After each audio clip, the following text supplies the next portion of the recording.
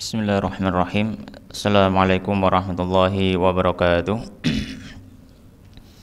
Alhamdulillah wassalatu wassalamu ala Rasulillah wa ala alihi wa ashabihi wa man walah wa la hawla wa la quwata illa billah amma ba'd.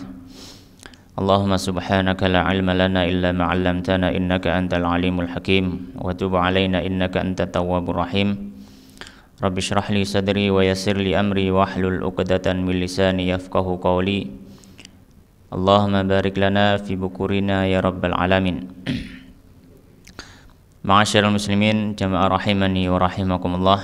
Kembali kita bersyukur pada Allah Subhanahu wa taala karena pada kesempatan subuh atau pagi hari ini Allah Subhanahu wa taala kembali memberikan kita kenikmatan, memberikan kita taufik istiqamah sehingga kita kembali bisa diizinkan Allah Subhanahu wa taala untuk melanjutkan ibadah kita kepada Allah Subhanahu wa taala, wabil khusus di bulan Ramadan tahun ini dengan berbagai macam amalan-amalan yang semoga Allah Subhanahu wa taala menerima berbagai macam ibadah kita kepada Allah Subhanahu wa taala.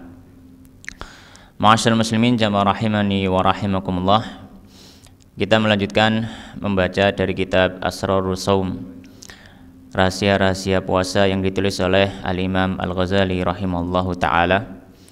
Dan pada pertemuan yang sebelumnya kita membahas tentang lawazimul iftar, perkara-perkara yang berkenaan atau perkara-perkara yang berhubungan dengan batalnya puasa seseorang, di mana Al-Imam Al-Ghazali rahimahullah ta'ala menyampaikan ketika seorang itu batal puasanya atau tidak berpuasa Ramadan, maka ada beberapa hal yang berhubungan dengan kebatalan daripada puasanya itu. Di antara yang pertama adalah mengqadha puasanya. Kemudian yang kedua adalah kafarah bagi orang yang membatalkan puasanya karena sebab jima di siang hari di bulan Ramadan. Dan dua perkara tersebut kita sudah membacanya, dan insyaallah pada kesempatan pagi hari ini kita akan melanjutkan dari lawazimul iftar yang ketiga, perkara-perkara yang menyertai ketika seorang itu membatalkan puasa. Bismillahirrahmanirrahim. Qala al-musannifu rahimahullahu ta'ala wa nafa'ana bi ilmi fi dunya wal akhirah wa dakhalahu fasiha jannatihi Allahumma amin. Berkata Imam Al-Ghazali rahimahullahu ta'ala, wa ammal imsaku, adapun menahan diri dari pembatal puasa, baqiyatan nahari, di sisa dari waktu siang, fayajibu, maka wajib, ala man asa bil fitri, atas orang yang dia melakukan kemaksiatan ketika membatalkan puasa tersebut, au qassara fihi, atau dia memang sengaja membatalkan puasanya. Maka di sini beliau menyampaikan lazim yang ketiga atau perkara yang menyertai seseorang yang membatalkan puasanya. Yang ketiga adalah dia diperintahkan untuk tetap tidak melakukan pembatal puasa yang lainnya meskipun puasanya secara hukum dihukumi batal. Bagi siapa itu? Bagi orang yang dia membatalkan puasanya secara sengaja tanpa ada udzur yang diperbolehkan oleh syariat. Maka adapun ada orang yang misalkan dia tidak ada udzur, tidak ada apa, dia hanya karena malas, ya, kemudian dia tidak berpuasa Ramadan, secara hukum sudah tidak sah puasanya, atau secara hukum dia sudah membatalkan puasa. Namun kendati demikian, dia tidak diperbolehkan di sisa waktu yang ada melakukan pembatal-pembatal yang lainnya semaunya. Dia tetap diperintahkan untuk menahan diri dari pembatal-pembatal puasa meskipun puasanya sudah batal. Sebagaimana yang beliau sampaikan tadi, wala yajibu 'alal haidhi, dan tidak ada kewajiban bagi wanita yang haid, idza tahurat, ketika dia suci, imsaku baqiyati nahariha, menahan diri dari sisa waktu siang harinya. Kemudian di sini beliau menyebutkan beberapa pengecualian. yang mana mereka ini orang-orang yang mungkin kita membayangkan mereka harus menahan diri, tapi sebenarnya tidak. Di antaranya adalah wanita yang haid. Apabila ada wanita haid, kemudian dia suci di waktu siang di bulan Ramadan, apakah ketika dia suci dia diperintahkan untuk tidak melakukan pembatal puasa, ataukah diperbolehkan dia melakukan pembatal puasa? Maka di sini beliau menyampaikan kalau wanita yang suci di tengah-tengah siang hari Ramadan, maka dia tidak diperintahkan untuk atau tidak diwajibkan untuk menahan diri dari pembatal yang lainnya. Karena apa? Karena secara asal dia sudah memasuki hari itu dalam kondisi tidak berpuasa, dan tidak berpuasanya dia karena udzur yaitu haid. Maka tidak ada perintah atau tidak ada kewajiban baginya untuk tetap menahan diri dari pembatal yang lainnya. Maka misalkan ada wanita yang suci di waktu siang, kemudian setelah itu dia makan, tidak masalah, ya, tidak dipermasalahkan. Berikutnya wala 'alal musafiri, tidak juga, maksudnya tidak wajib juga bagi orang yang safar idza qadima mufattiran, ketika dia sudah sampai dalam kondisi tidak berpuasa min safarin karena safar, balagha marhalataini, yang mencapai 2 marhalah atau mencapai jarak qasar.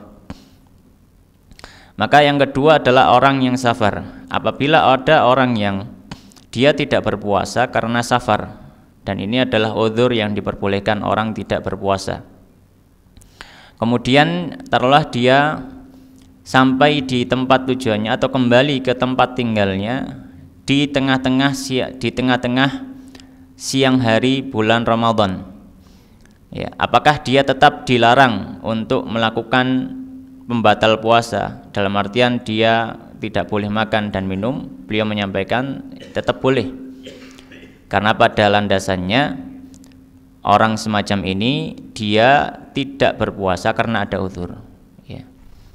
Wa yajibu al-imsaku, dan wajib menahan diri idza syahida bil hilali adlun wahidun yaumasyak, ya. Dan hendaknya menahan diri dari pembatal puasa ketika ada orang yang menyaksikan hilal dan dia meskipun hanya 1 orang pada hari syak, ya, pada hari syak, yang mana di waktu hari syak tersebut, ya, kaum muslimin atau kaum muslimin, ya, sedang bingung, ya, apakah hari ini adalah tanggal 1 Ramadan atau masih tanggal 30 Sya'ban. Masih ada kesimpang siuran berita, ya, masih ada kesimpang siuran berita. Namun mungkin tiba-tiba ada orang yang mengabarkan kepada kita bahwasanya dia melihat hilal, ya, namun sayangnya mungkin persaksiannya tidak diterima oleh hakim. Sebagaimana kalau tidak salah kita sudah bahas di awal bab daripada kitab ini tentang thubutu Ramadan, ketetapan bulan Ramadan itu ada yang sifatnya umum, ada yang sifatnya khusus. Maka kalau misalkan masih ada kesimpang siuran berita, namun ada orang yang datang kepada kita, dia mempersaksikan kepada kita, dia melihat hilal bulan Ramadan sehingga besok sudah tanggal 1, ya, dan kita mengakui orang tersebut memang bisa dipercaya, maka kita mengikuti ilmu sesuai apa yang dibawa oleh orang tersebut selama orang tersebut memenuhi persyaratan dalam persaksian, ya. Ini sifatnya thubutun khos, bukan untuk umum, ya. Taruhlah kalau orang tadi bersaksi namun ditolak oleh hakim misalkan, maka ketetapan Ramadan tidak berlaku umum. Namun bagi orang yang benar-benar memang dia melihat, maka dia berpuasa sesuai dengan pengetahuannya. Kemudian beliau membahas satu permasalahan tentang puasa pada saat safar. Manakah yang lebih utama? Orang itu safar tetap puasa atau tidak berpuasa? Maka beliau mengatakan qala was-shaumu fis safari afdalu minal fitri. puasa pada waktu safar itu lebih utama daripada tidak berpuasa. Maka ini yang menjadi hukum asal. Ketika kita safar, kemudian kita mempertanyakan pada diri kita, manakah yang lebih utama bagi kita? Apakah puasa ataukah membatalkan puasa kita karena safar? Maka hukum asalnya puasa lebih utama. Hukum asalnya puasa lebih utama. Ya. Kecuali dalam beberapa kondisi yang akan disebutkan oleh Imam Al-Ghazali. Beliau mengatakan illa kecuali idza lam yutik, jika dia memang tidak mampu. Dalam artian ketika dalam perjalanannya dia tidak mampu untuk melanjutkan puasanya karena mungkin perjalanan yang berat, kendaraan yang mungkin cukup berat dan lain sebagainya, kondisi-kondisi yang lain yang tidak mendukung dia untuk tetap melanjutkan puasanya. Maka dalam kondisi semacam ini dia lebih utama untuk membatalkan puasanya. Tapi kalau selama safarnya adalah safar yang ringan, safar yang tidak terlalu terasa, misalkan kita naik pesawat ya, yang begitu nyaman dan lain sebagainya, tidak ada rasa berat bagi kita untuk tidak berpuasa, maka lebih utama kita tetap berpuasa. Ya, lebih utama kita tetap berpuasa karena kita beribadah bersama-sama dengan kaum muslimin.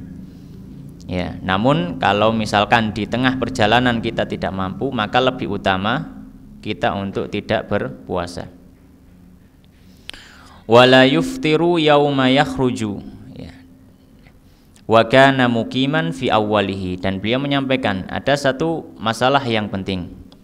Ketika seorang ingin safar pada saat Ramadan, beliau mengatakan wala yuftiru, dan tidak boleh orang itu sudah membatalkan puasanya yauma yakhruju, pada hari dia keluar untuk safar, wa kana muqiman fi awwalihi, padahal di awal waktu pagi dia masih mukim, belum safar.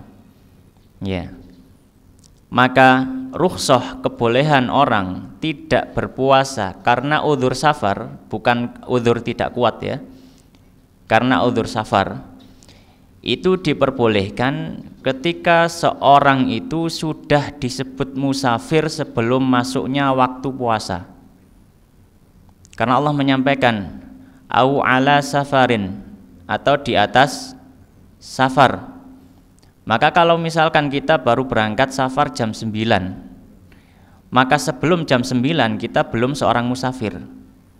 Maka kita tidak boleh membatalkan puasa sebelum jam tersebut. Ya, bahkan para ulama menyampaikan ketika kita safar pun tetap nggak boleh membatalkan karena sebab safar. Karena kita dihukumi sebagai orang yang masih mukim ketika masuk waktu wajibnya puasa. Oleh karenanya beliau mengatakan tidak dibenarkan orang yang sudah membatalkan puasa pada waktu dia keluar untuk safar, sedangkan di awal waktu pagi dia masih mukim. Ya. Misalkan berangkat jam 9, jam 6 sarapan enak gitu. Ya. Maka ini tidak diperbolehkan. Ya, tidak diperbolehkan. Kenapa? Karena kalau misalkan kita jam 6 sarapanlah di rumah. Ya, maka kita katakan apa udzur kita jam 6 sarapan itu?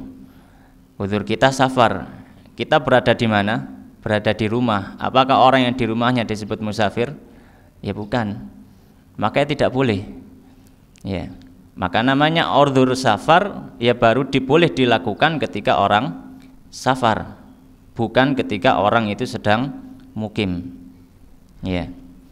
Dan beliau mengatakan wala yauma yaqdamu idza qadima shaiman. Demikian pula tidak boleh dia itu membatalkan ketika dia sudah mencapai tempat tujuannya, misalkan tujuan safarnya, sedangkan dia dalam kondisi puasa. Iya. Jadi dia safar puasa, kemudian dia sudah nyampe rumah kembali, tiba-tiba dia batalkan ya puasanya dengan syarat tanpa ada udzur tidak mampu ya. Ya, Kalau ada udzur tidak mampu, ya dalam artian lemes, boleh saja, tentu saja. Ini udzur yang beda, udzur karena tidak mampu. Tapi ini udzurnya udzur safar. Ya, kenapa? Karena safarnya sudah selesai. Maka kaidah mengatakan, ya, sesuatu udzur itu diperbolehkan, ya, atau rukhsah, ya, keringanan hukum diperbolehkan ketika ada udzur yang menyertai.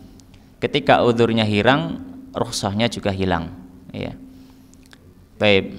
Kemudian berikutnya yang keempat, qala wa ammal fidyatu, adapun fidyah, yang keempat adalah fidyah. Hal yang menyertai orang yang membatalkan puasa adalah fidyah.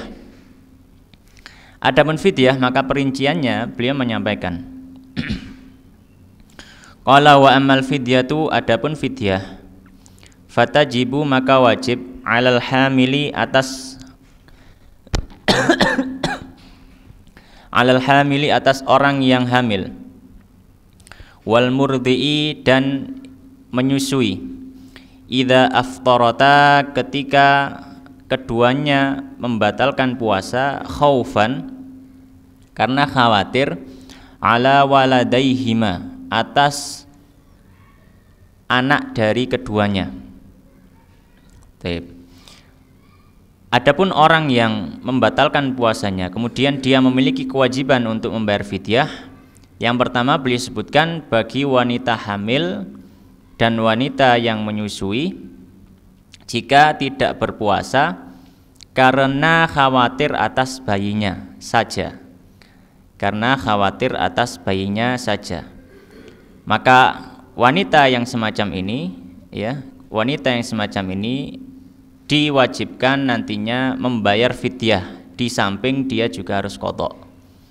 Ya, diwajibkan dia membayar fidyah, di samping dia harus membayar dia harus membayar fidyah, di samping dia juga harus apa? Qadha.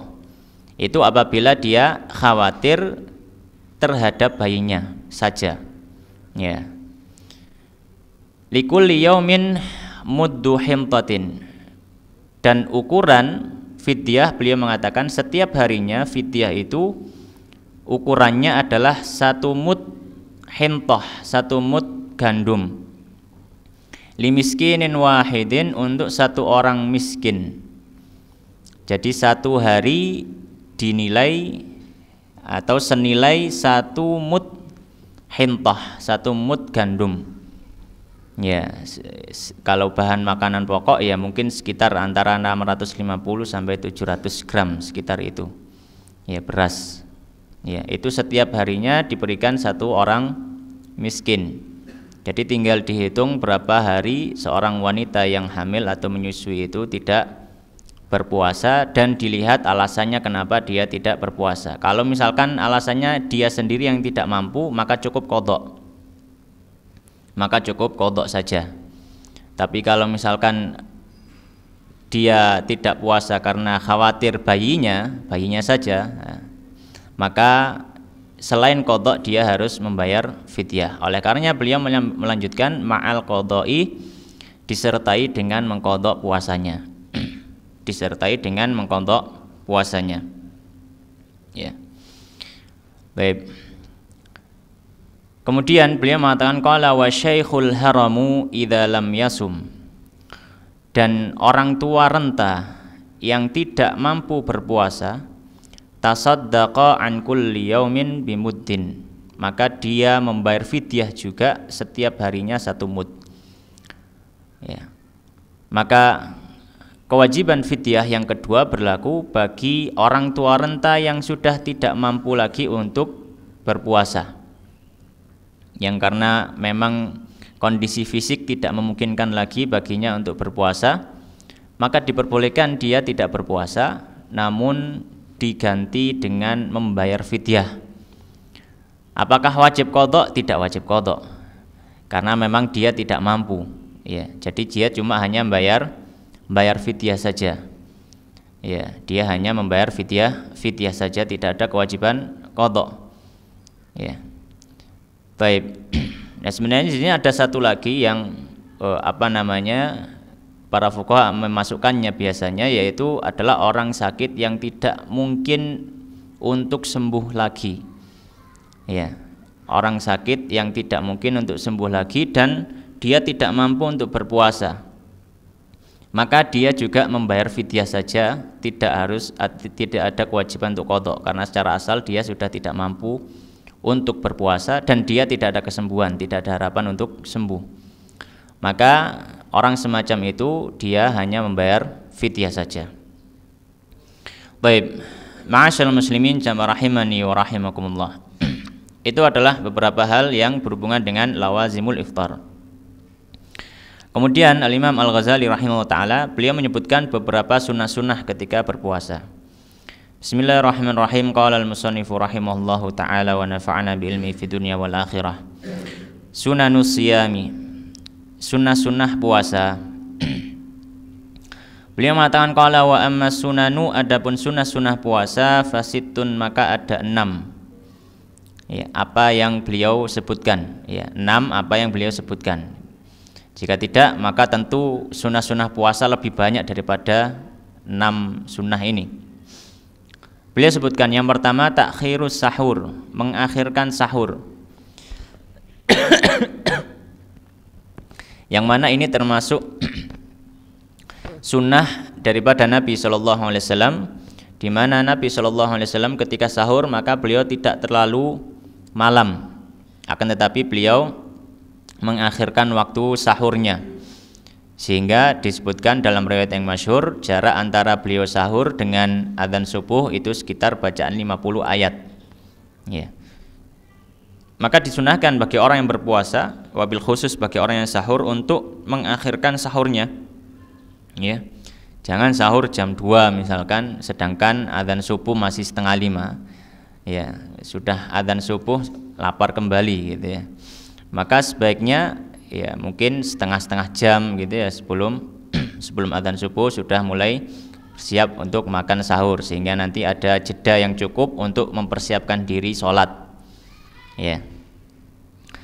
Kemudian yang kedua wa ta'jilul fitri. Yang kedua adalah menyegerakan berbuka puasa.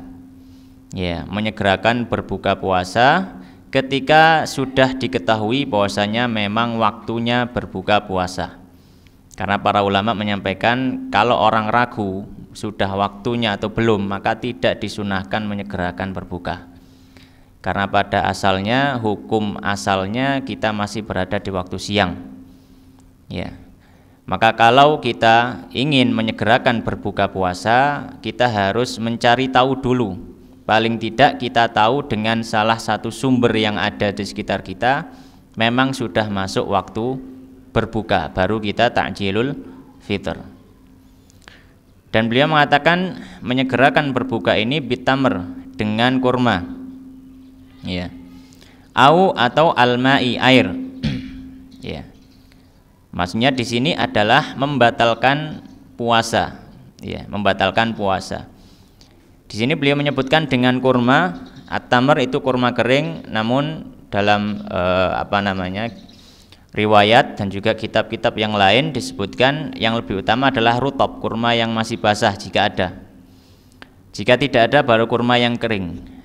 Kemudian jika tidak ada baru menggunakan air. Kemudian jika tidak ada bagaimana? Ya, tidak ada air.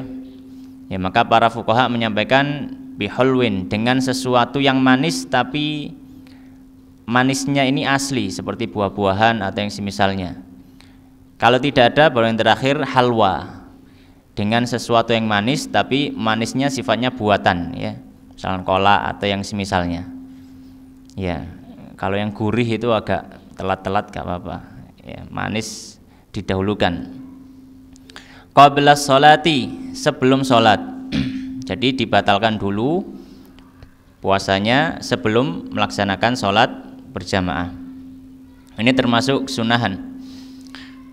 Yang ketiga watarkus siwaki ba'da zawal, tidak mempergunakan siwak setelah waktu zuhur. Ini termasuk sunnah ketika berpuasa. Ya, sunnah ketika berpuasa. Al-Imam Asy-Syafi'i rahimahullah ta'ala beliau berdalil dengan sabda Nabi sallallahu alaihi wasallam, wala khulufu fami shaim atyabu indallahi min rihil misk. Bahwasanya bau mulut orang yang berpuasa itu lebih harum di sisi Allah Subhanahu wa taala daripada minyak misik. Dan karena bau mulut orang yang berpuasa itu adalah atharul ibadah, maka Al-Imam Syafi'i dan juga para ulama yang lainnya berpandangan tidak disenangi apabila athar ibadah itu dihilangkan, baik sedikit ataupun banyak. Baik sedikit ataupun banyak.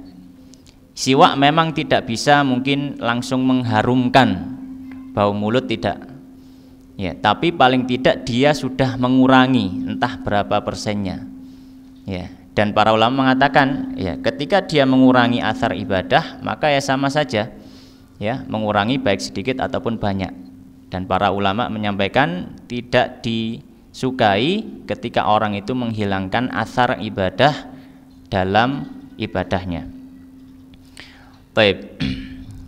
Maka termasuk juga dalam hal ini memakai sikat gigi atau pasta gigi, ya. Maka sebaiknya ketika berpuasa gosok giginya mungkin sebelum sholat subuh, kemudian nanti setelah berbuka, ya. Maka ini lebih afdal insyaallah. Kemudian yang berikutnya, di antara kesunahan pada saat puasa, wal judu fi syahri ramadhana, dan dermawan, ya, loman gitu ya, di bulan Ramadan, lima sabaqa min fadailihi fi zakati, sebagaimana yang sudah berlalu dalam penjelasan keutamaan daripada sifat dermawan ini dalam pembahasan zakat. Ya.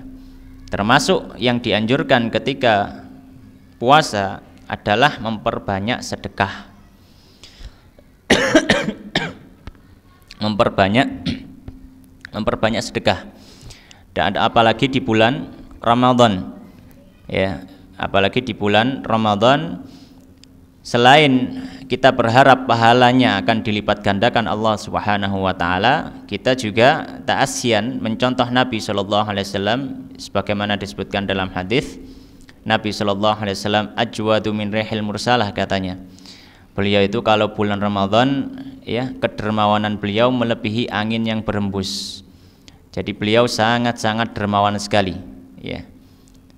Kemudian di antara yang dianjurkan ketika berpuasa, wa mudarasatul Qur'ani, dan mudarasah Al-Qur'an. Mudarasah Al-Qur'an yaitu membaca Al-Qur'an, mempelajari Al-Qur'an. Ya.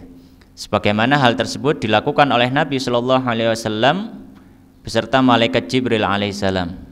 Selama bulan Ramadan, ya, maka malaikat Jibril datang kepada Nabi sallallahu alaihi wasallam, maka keduanya saling mudarasah. Mudarasah di sini maknanya yang satu membaca, yang satu menyimak. Ya, yang satu membaca, yang satu menyimak. Ini makna daripada mudarasah sebagaimana disebutkan oleh para ulama. Namun juga bisa maknanya umum, yaitu yang penting membaca Al-Qur'an. Karena dalil umum bahwasanya bulan Ramadan adalah bulan diturunkannya Al-Qur'an, dan sudah diamalkan oleh para salaf sejak zaman dahulu sampai hari ini. Para ulama ketika bulan Ramadan maka mereka berfokus pada Al-Qur'an. Kemudian ma'asyal muslimin jamaah rahimani wa rahimakumullah, wal i'tikafu fil masjidi. Kesunahan yang berikutnya adalah i'tikaf di masjid. La siyama fil ashril akhir, terlebih lagi ketika di 10 hari yang terakhir, ya. Maka ini juga termasuk kesunahan yang dianjurkan ketika kita berpuasa Ramadan, yaitu kita beriktikaf, ya. Kita beriktikaf, dan iktikaf sebagaimana yang disebutkan dalam kitab-kitab fikih oleh para fuqaha, ya, iktikaf ini bisa didapatkan keutamaannya meskipun sebentar saja. Meskipun sebentar saja. Jadi misalkan taruhlah seperti ini, kita berada di masjid, ya, kemudian kita niatkan dalam hati kita untuk niat iktikaf mungkin barang sejenak, mungkin sejam 2 jam, apakah dapat pahala iktikaf? Dapat. Ya. 3 jam, 4 jam, apakah dapat atau mungkin ya kalau pas malam hari kita tidak bisa full, misalkan kita hanya mungkin datang pas jam 2, kemudian kita membaca Al-Quran dengan niat iktikaf, mungkin kita berada hanya 2 jaman, apakah dapat pahala iktikaf? Insya Allah dapat, selama kita niatkan untuk iktikaf. Ya, tapi tentu saja yang lebih utama dan yang paling utama adalah secara full, ya, berada di masjid sebagaimana yang dilakukan oleh Nabi Shallallahu Alaihi Wasallam. Namun ini tidak semua orang bisa. Ya, tempat-tempat kerja kan juga belum libur kan gitu ya, jadi agak kesulitan. Ya, jadi ya yang kita mampu saja kita optimalkan apa yang kita bisa. Adapun yang tidak bisa, ya Allah Subhanahu Wa Taala maha luas pengampunannya. Taib. Fahuwa adatu Rasulillah, dan ini adalah kebiasaannya Nabi Shallallahu Alaihi Wasallam. Karena idza dakhala al-ashrul awakhir, Nabi Shallallahu Alaihi Wasallam ketika sudah memasuki 10 hari yang terakhir, tawal firash, maka beliau mulai lipat kasurnya, ya, wasyaddal mi'zara, dan beliau kencangkan tali sarungnya, wada'aba wa ad'aba ahlahu, ya, kemudian beliau mulai beribadah dan beliau mengajak keluarganya juga untuk beribadah. Ya, muttafaqun alaih, hadis riwayat Bukhari dan Muslim. Ai adamun nasba fil ibadah, ya, maksudnya da'aba wa ad'aba maknanya adalah melanggengkan untuk berdiri ataupun melakukan ibadah. Ya. Jadi Nabi Shallallahu Alaihi Wasallam ketika berada di 10 hari terakhir, maka beliau fokusnya ibadah. Ya, fokusnya apa? Ibadah. Idfiha Lailatul Qadri. Kenapa? Imam Ghazali mengatakan karena di dalam 10 hari terakhir ini ada Lailatul Qadar. Wal aghlabu annaha fi autariha, dan kata Imam Ghazali, dan biasanya Lailatul Qadar ini berada di malam-malam yang ganjil. Ya, berada di malam-malam yang ganjil, malam 21, malam 23 dan seterusnya. Maka hendaknya kaum muslimin bersemangat untuk melaksanakan ibadah di 10 hari yang terakhir, ya, dengan kemampuan yang masing-masing diberikan oleh Allah Subhanahu wa taala. Kemudian beliau mengatakan qala wa asbahul autari lailatu 31 wa 75. Dan yang paling dekat dalam masalah waktu daripada malam Lailatul Qadar ini, ya, adalah malam yang sekitar malam 21 atau malam 23 atau malam 25 atau malam 27. Ya, karena ini adalah malam-malam yang ganjil. Wat tatabu'u fi hadzal i'tikafi aula. Akan tetapi kata beliau, orang yang berkesinambungan terus melakukan i'tikaf di 10 hari terakhir tanpa memperhatikan hitungan ganjil genap, ya, dalam artian terus gitu ya, berusaha setiap harinya, maka kata beliau aula, lebih utama. Ya, lebih utama. Ya, meskipun seorang diperbolehkan kalau misalkan dia hanya mentargetkan yang malam-malam ganjil saja boleh. Tapi yang lebih utama tentu saja, ya, kita beribadah kepada Allah Subhanahu wa taala secara maksimal di sepanjang waktu tersebut. Ya, di sepanjang waktu tersebut. Kemudian beliau mengatakan qala fa inna dzara i'tikafan mutatabi'an. Kalau seandainya ada orang yang nazar untuk i'tikaf secara berkesinambungan, au nawahu, atau dia meniatkan i'tikaf secara berkesinambungan, ya, in qata'a tatabu'uhu, maka dihukumi terputus, ya, berkesinambungan dalam iktikafnya bil khuruji min ghairi daruratin, ketika dia sudah keluar dari muktakafnya atau tempat iktikafnya tanpa ada kedaruratan. Maka kalau misalkan iktikaf kita adalah iktikaf yang sifatnya wajib, Kapan itu? Ketika orang nazar misalkan. Dan nazar kita iktikafnya itu ya iktikaf yang berkesinambungan. Ya. Misalkan selama 2 hari misalkan. Maka ketika kita belum genap 2 hari tersebut kemudian keluar dari tempat iktikaf tanpa adanya udzur yang diperbolehkan, ada kedaruratan, maka dianggap kita membatalkan iktikaf kita. Ya, kita dianggap membatalkan iktikaf kita. Ya. Dan ini dianggap batal ketika apa? Keluar tanpa adanya kedaruratan. Seperti apa contohnya keluar tanpa ada kedaruratan? Kama lau kharaja li'iyadati maridin. Beliau menyontohkan seperti kalau seandainya dia keluar untuk menjenguk orang sakit. Ini tidak darurat, maka ini bisa memotong atau memutus iktikafnya. Au syahadatin, atau persaksian suatu hal. Ini juga bukan satu yang darurat. Au janazatin, au mempersaksikan atau menghadiri jenazah, maka ini juga bukan suatu kedaruratan, maka ini bisa memotong iktikafnya. Au ziyaratin, atau mengunjungi mengunjungi seseorang, ya, maka ini juga bukan suatu kedaruratan. Au tajdidi thaharatin, atau memperbarui toharoh. Ya, yang dimaksud memperbarui di sini dia belum batal tapi ingin wudu lagi misalkan. Itu tajdid toharoh. Berbeda halnya kalau misalkan untuk toharoh, ya, untuk bersuci. Tapi ini sifatnya tajdid, hanya memperbarui. Dia belum batal tapi ingin wudu lagi misalkan. Kemudian ketika dia wudu dia harus keluar dari tempat iktikafnya, maka ini bisa membatalkan iktikaf. Kecuali kalau memang dia batal, mau tidak mau dia harus keluar, maka ini tidak membatalkan iktikafnya. Kemudian beliau mengatakan wa in kharaja liqada'il hajati. Adapun kalau orang keluar untuk buang hajat, misalkan taruhlah di tempat iktikafnya tidak ada fasilitas buang hajat, maka apakah ini membatalkan tatabu' iktikafnya? Beliau mengatakan lam yanqati' iktikafuhu, tidak terputus iktikafnya. Dalam artian masih dianggap, ya, masih dianggap berkesinambungan, masih dianggap berkelanjutan. Jadi tidak membatalkan iktikafnya. Kenapa?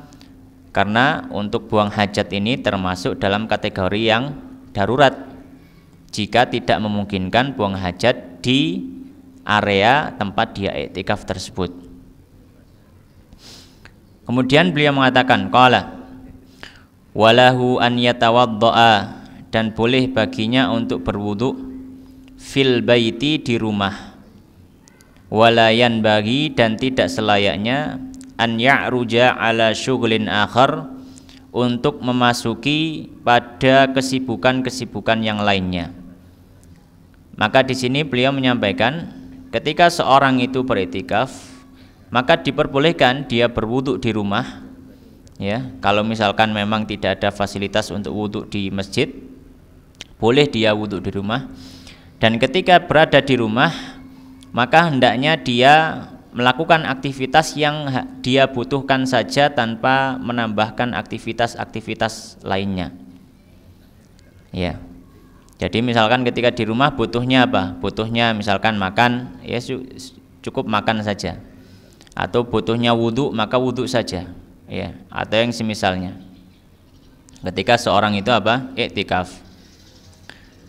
Kana sallallahu alaihi wasallam, dan bahwasanya Nabi sallallahu alaihi wasallam la yakhruju illa lihajatil insan.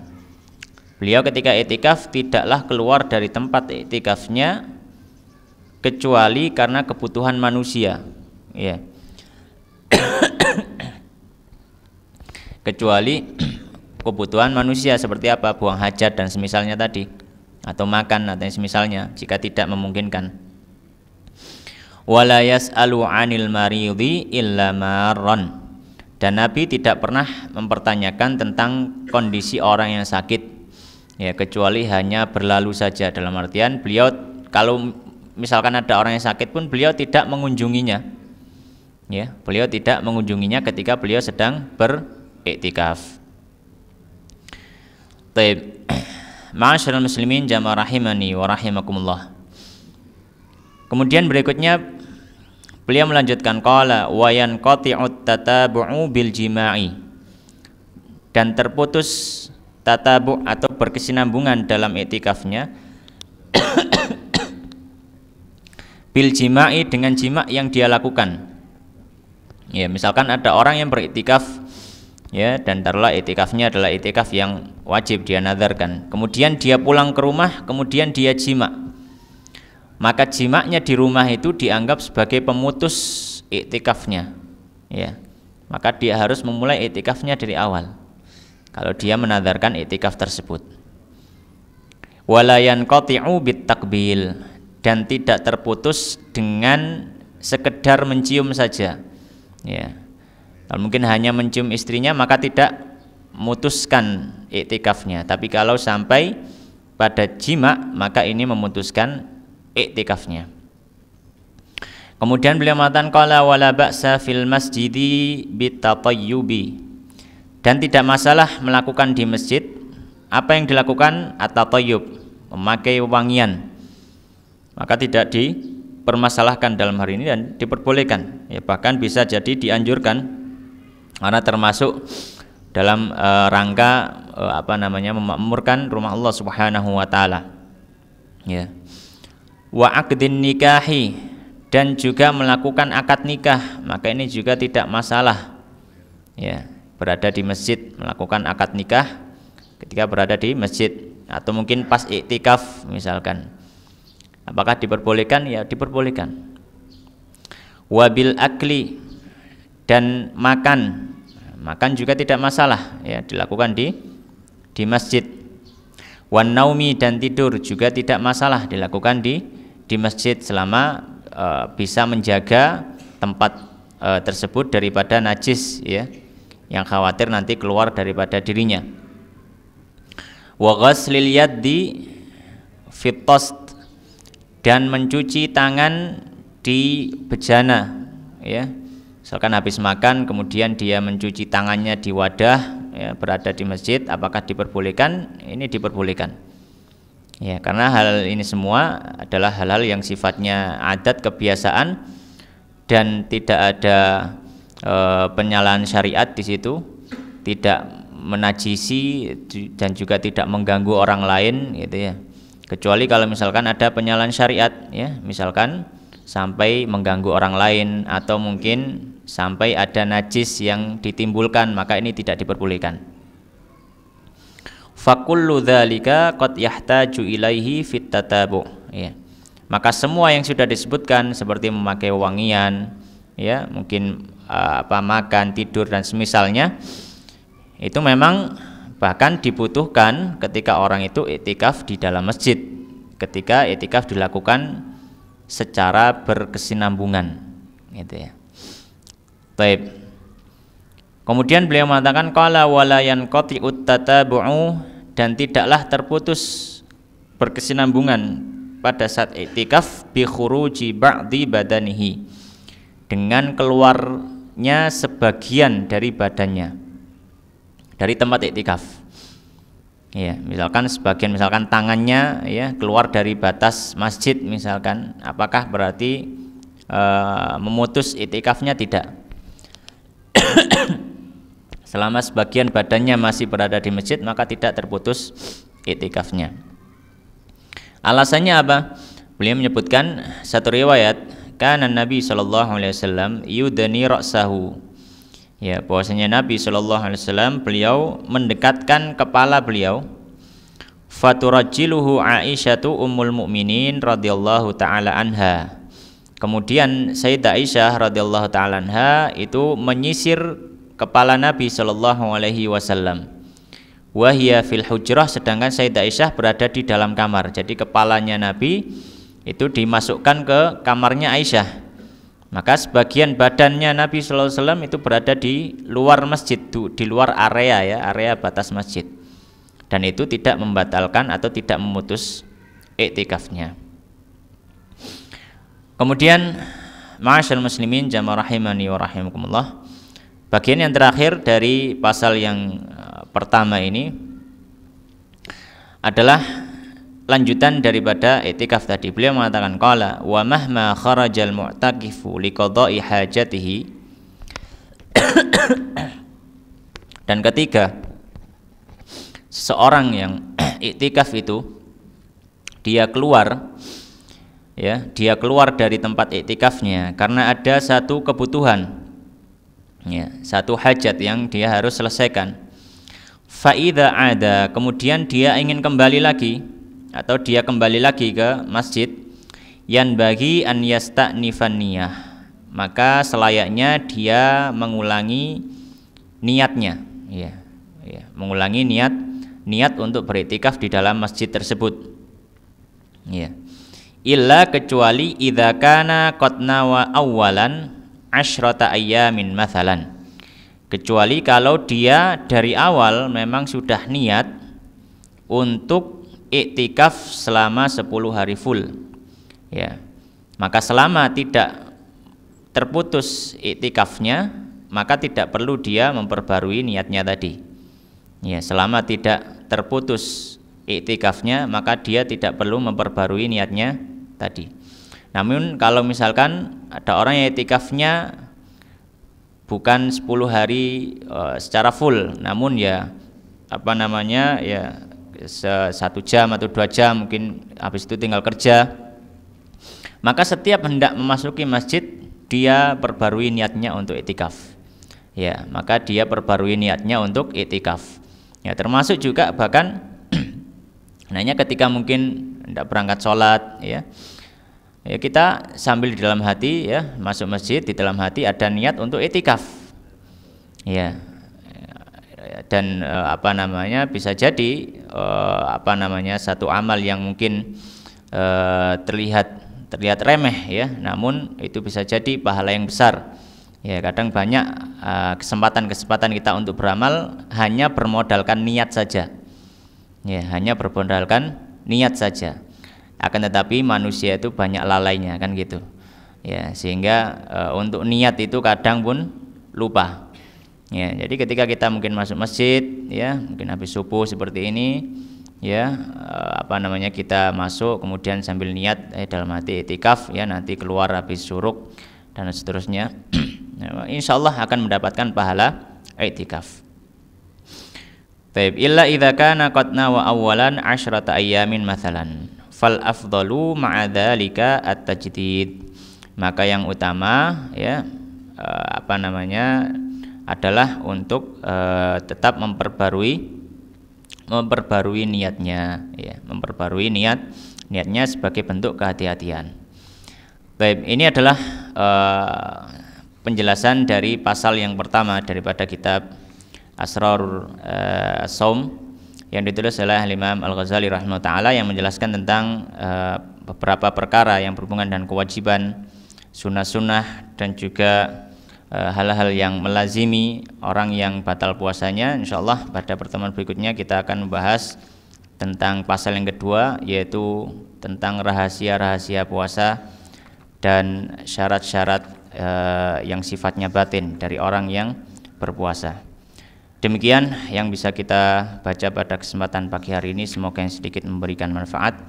Wallahu ta'ala alam wa sallallahu wa sallim wa barik ala nabina Muhammadin wa ala alihi wa ashabihi ajma'in. Kita tutup dengan doa kafaratul majelis. Subhanakallahumma wa bihamdika asyhadu an la ilaha illa anta astaghfiruka wa atubu ilaik wa akhiru da'wana alhamdulillahirabbil alamin. Assalamualaikum warahmatullahi wabarakatuh.